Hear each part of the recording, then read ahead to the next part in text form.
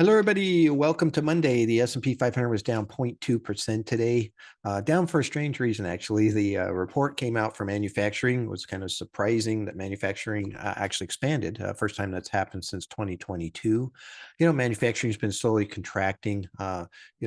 Partly, I think, because we were buying goods at such high rates during 2020, and now we're buying services, so money's being diverted to other things outside of manufacturing's preview.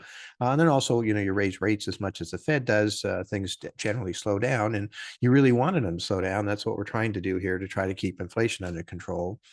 So normally, again, if you had a report that said, "Hey, manufacturing is getting better," you would think that was a good thing.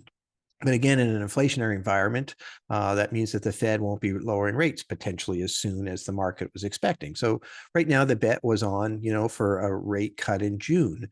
I mentioned in the show, actually, I thought that might have been a little bit early here because we keep getting good numbers and seeing the economy doing better than expected, and inflation maybe a little bit hotter than expected. So expecting a rate cut that soon seems a little early.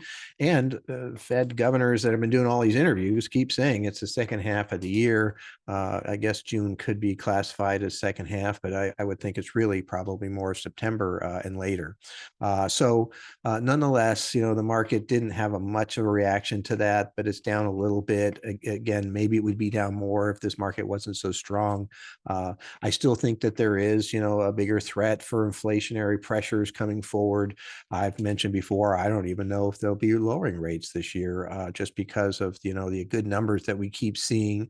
And they do have to be careful. If they leave them up too long, it takes a long time for the cuts that they will do to have impact.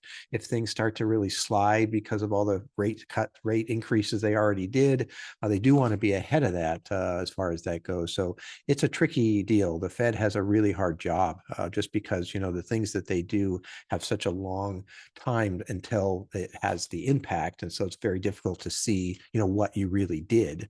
And so anyway, we'll figure out how that works, but not a bad day. Really, the market's still doing fantastic in my opinion, still hanging up there, and lots of momentum. Even on a day like today, you can kind of see it. So anyway, look forward to being able to see what's going to happen tomorrow. I will not be doing a video. I'll be discussing that maybe some on Wednesday when I get back. I'm just going to be out of town for the day.